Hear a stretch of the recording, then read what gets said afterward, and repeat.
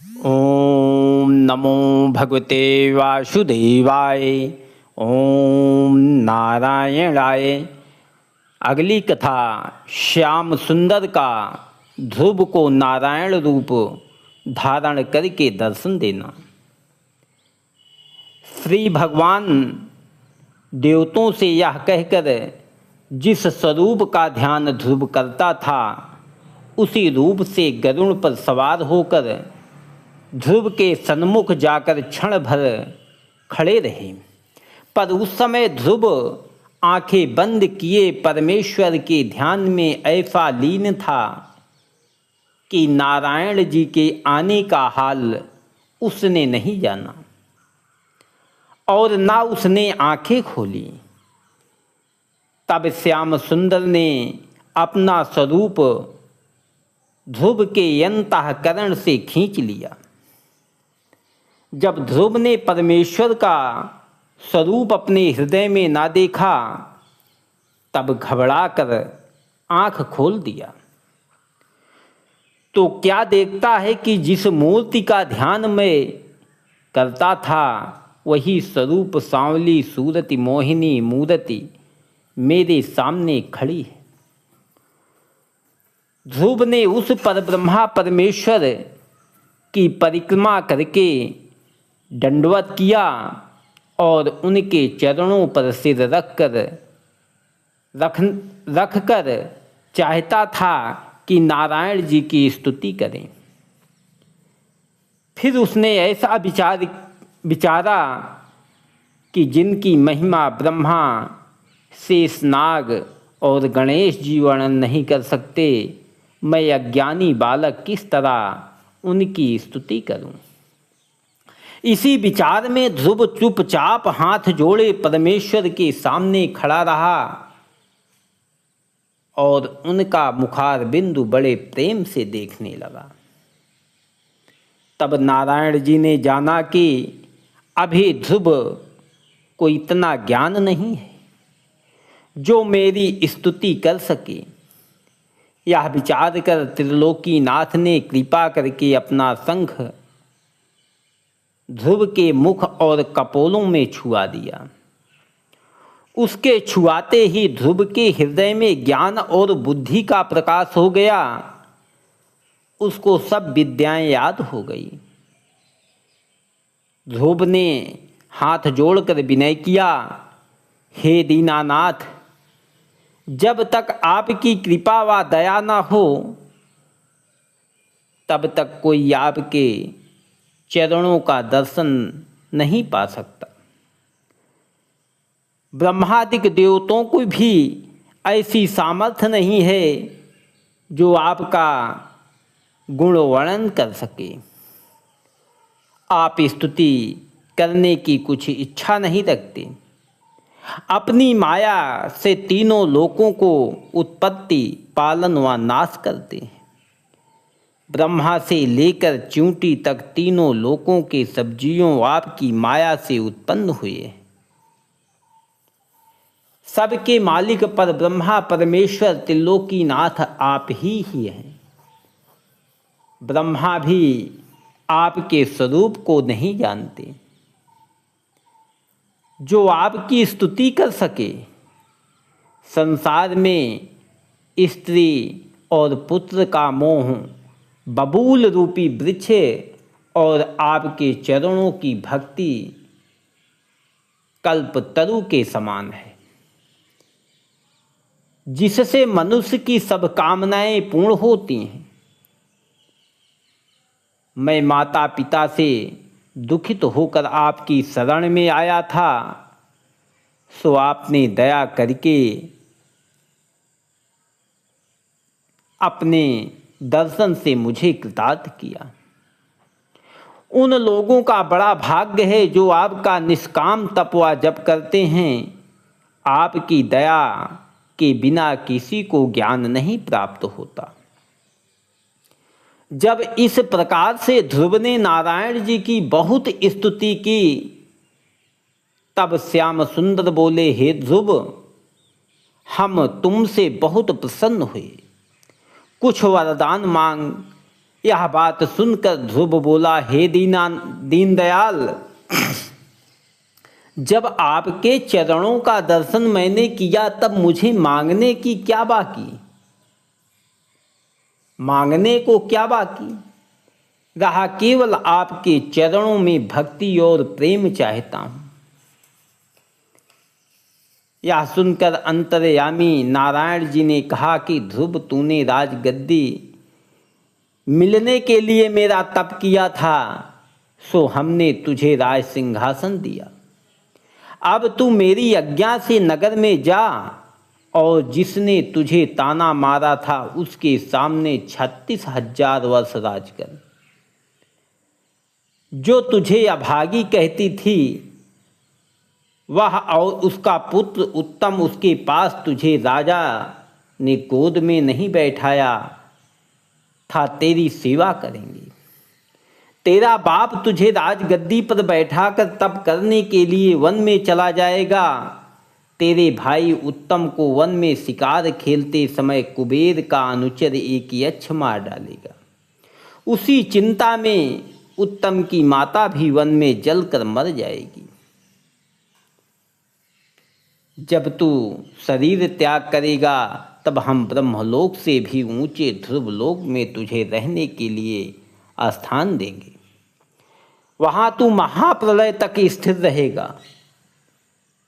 चंद्रमा, सूर्य और सब तारागण तेरी परिक्रमा करेंगे। महाप्रलय के अंत में तेरी मुक्ति होगी। मेरे भक्तों की बराबरी कोई नहीं कर सकता। उनकी कोई इच्छा बाकी नहीं रहती। तुम सदा हमारी कथा सुनकर पिछले धर्मात्मा राजाओं का हाल जानना। भगवान जी ने जब यह वरदान ध्रुव को दिया तो देवता लोगों ने प्रसन्न होकर नारायण जी और ध्रुव के ऊपर फूल बरसाए और ध्रुव के भाग्य की प्रशंसा की। जब नारायण जी यह वरदान देकर ब्रह्मा लोक को सिधारे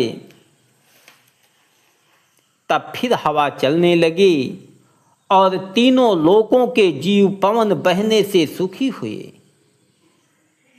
ध्रुव वहाँ से घर को चला, पर राह में यह विचार करता जाता था कि मुझसे बड़ी भूल हुई। जो नारायण जी का दर्शन पाकर फिर मैंने राजगद्दी अंगीकार किया, मुझे ऐसा मालूम होता है कि देवताओं ने भुलावा देकर मेरा ज्ञान हर लिया, जिसमें यह विरक्त होकर नारायण जी की शरण में न रहे। यह पितरों ने यही बात समझा हो, क्योंकि संसार में प्रसिद्ध है कि जब कोई मनुष्य परमेश्वर का ध्यान करता है तब इंद्रादिक देवता उसके भजन व सुमन में विघ्न डालते हैं। इसी तरह चिंता करता हुआ ध्रुव अपने नगर के निकट पहुंचकर एक बाग में ठहरा। बाग के माली ने जाकर राजा से कहा। राजा उसके कहने का विश्वास ना करके बोले कि ध्रुव घर से बहुत उदास होकर परमेश्वर का तप करने के लिए चला गया है, वह क्यों आवेगा। उसी समय नारद जी ने आकर कहा, हे राजन, तुम्हारा बेटा ध्रुव नारायण जी का दर्शन पाकर सफल मनोरथ को हो गया, सो तुम्हें यहाँ बैठा रहना उचित नहीं है। चलो उसको आदर भाव से लाओ। नारद मुनि के कहने से राजा को विश्वास और बड़ा आनंद हुआ। राजा ने रत्न का एक हार माली को देकर उसी समय अपने बेटा उत्तम और दोनों रानियों को लेकर नारद जी समेत बाजे बजते हुए बड़ी धूमधाम से ध्रुव के पास चले। जब नगर के लोगों ने सुना कि ध्रुव परमेश्वर से मिल आया, उसका दर्शन करना बड़ा पूर्ण है, तब वे लोग भी सब गाते बजाते हुए ध्रुव का दर्शन करने गए। सब लोगों ने सांवली सवारी पर से उतरकर ध्रुव जी का दर्शन किया। वहीं अपने शरीर व सिर के बालों में राख लगाए और जटा बढ़ाए बैठे थे।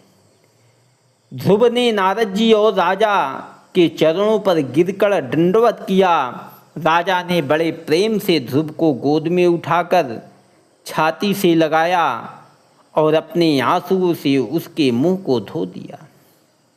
फिर ध्रुव ने पहले छोटी रानी के पास, जिसने उसको ताना मारा था, जाकर साष्टांग दंडवत करके कहा, हे माता, तुम्हारे उपदेश से मैं चला गया था, सो नारायण जी के दर्शन मिलने से मेरे सब मनोरथ पूर्ण हुए। फिर उन्होंने अपनी माता सुनीति को दंडवत करके जितने छोटे बड़े पुरवासी उनके दर्शन के लिए आए थे, यथा योग्य सबका शिष्टाचार किया।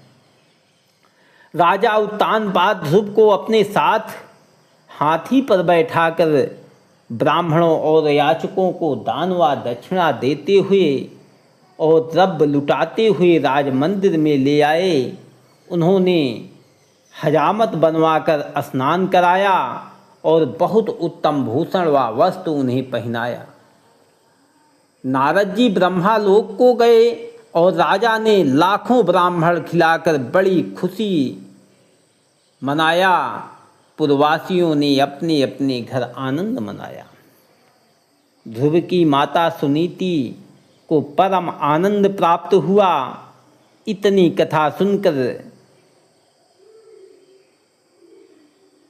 मैत्रेय जी ने कहा, हे विदुर, जिसके ऊपर पर ब्रह्मा परमेश्वर प्रसन्न होते हैं, उससे सब सुख खुश रहते हैं और श्याम सुंदर के प्रमुख रहने से पिता और भाई भी शत्रु हो जाते हैं। ध्रुव का चित्र धर्म के तत्पर देखकर राजा उनसे बहुत प्रसन्न रहते थे। कुछ दिन उपरांत राजा ने मन में विचारा कि ध्रुव अब राज्य करने के योग्य हुआ। अब इसे राज्य गद्दी देकर परमेश्वर का तप करते तो हमारा परलोक बनता। ऐसा विचार कर राजा ने अपने मंत्रियों से पूछा। जब सब लोगों को यह बात भली मालूम हुई, तब राजा ने अच्छा मुहूर्त पूछकर ध्रुव को राज सिंहासन पर बैठा दिया और राजकार्य उनको सौंपकर आप वन में जाकर नारायण जी का तपवा ध्यान करने लगे। ध्रुव जी ने राजगद्दी पर बैठकर सातों दीपों का ऐसा राज्य किया जिनके धर्म व न्याय से सब प्रजा आनंद से रहती थी। बाघ व बकरी एक ही घाट पर पानी पीते थे। उनके राज्य में कोई दुखी व दरिद्र न था। प्रजा के इच्छा करने पर पानी बरसता था। ध्रुव जी ने अपने भाई उत्तम को राजकाज का अधिकार दिया था और उत्तम भी ध्रुव जी की आज्ञानुसार सब काम करके बड़े प्रेम से उनकी सेवा करता था। एक दिन उत्तम ध्रुव से आज्ञा लेकर वन में शिकार खेलने गया। वह एक मृग के पीछे घोड़ा दौड़ाता हुआ कुबेर के बिहार की जगह में जा पहुंचा और उसके साथियों ने उस स्थान को मलमूत्र करके भ्रष्ट कर दिया। कुबेर के नौकर बोले कि तुम संसारी मनुष्य होकर देवलोक में क्यों आए हो। इसी बात पर उत्तम भी अपने राज्य के अभिमान से उनको दुर्वचन कहने लगे। उनमें एक यक्ष बड़ा बलवान था। उसने उत्तम को मार डाला। उसके साथियों ने आकर यह हाल ध्रुव से कहा। तब ध्रुव जी क्रोधवंत होकर अपनी सेना समेत यक्षों से लड़ने चले। उत्तम की माता सुरुचि यह हाल सुनकर रोती और विलाप करती हुई उसकी लोथ ढूंढने के लिए वन में गई। सो आग लगने से वहाँ जल मरी। जब राजा ध्रुव अपनी सेना समेत यक्ष के पास पहुँचे तो 1,30,000 यक्ष शस्त्र लेकर राजा ध्रुव के सन्मुख युद्ध करने के लिए आए। राजा ने अपने सेनापतियों से कहा कि तुम लोग अलग खड़े होकर युद्ध का तमाशा देखो, हमको लड़ने दो।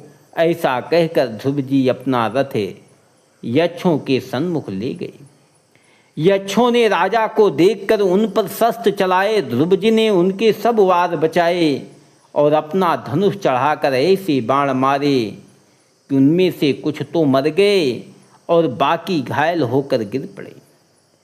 राजा ध्रुव की विजय हुई। यक्षों की यह दशा देखकर एक यक्ष ने जाकर कुबेर से सब वृतांत कहा। कुबेर अपने नौकरों के घायल होने और मारे जाने का हाल सुनकर अपनी सेना के साथ लड़ने के लिए संग्राम भूमि में आए। उन्होंने ध्रुव से कहा कि तू मनुष्य होकर देवताओं को दुख देता है, मैं तुझे मारूंगा। ध्रुव जी बोले, मैं केवल परमेश्वर को देवता मानता हूँ, जिन्होंने देवता और मनुष्य सब जीवों को उत्पन्न किया है। तब कुबेर ने बहुत से तीर ध्रुव को मारे। ध्रुव ने उनके सब बाणों को अपने तीरों से काट डाला। तब कुबेर जी ने ध्रुव से कहा कि तुम्हारा गुरु कौन है, जिसने ऐसी विद्या तुम्हें पढ़ाई? बताओ किसके चेले हो? ध्रुव ने उत्तर दिया कि जिसके प्रताप से तुम देवता हुए हो वही मेरा गुरु है और मालिक है। यह सुनकर कुबेर ने क्रोधवंत होकर नारायण शस्त्र ध्रुव के मारने के वास्ते उठाया और ध्रुव ने भी नारायण शास्त्र निकाला। तब ब्रह्मा जी ने विचार किया कि नारायण शस्त्र चलने से बड़ा अनर्थ होगा, संसारी जीव मारे जावेंगे। ध्रुव परमेश्वर की भक्ति और कुबेर देवता हैं, इन दोनों में कोई मर नहीं सकता। ऐसा विचार कर ब्रह्मा जी ने ध्रुव के दादा स्वयंभू मनु और नारद जी से कहा कि तुम लोग जाकर कुबेर और ध्रुव जी को समझाकर उन दोनों में मेल करा दो। उन्होंने उसी समय रणभूमि में जहाँ ध्रुव लड़ रहे थे जाकर उन्हें प्रेम से पुकारा। तब ध्रुव ने देखा कि हमारे दादा स्वयंभू मनु आए हैं। तब वो युद्ध करना छोड़कर रथ पर से उतर पड़े और स्वयंभू मनु को साष्टांग दंडवत किया। अगली कथा ध्रुव जी का कुबेर से मिलाप कर लेना और अपने पुत्र को राज्य देकर वन में तप करने के लिए जाना। ओम नमो भगवते वासुदेवाय।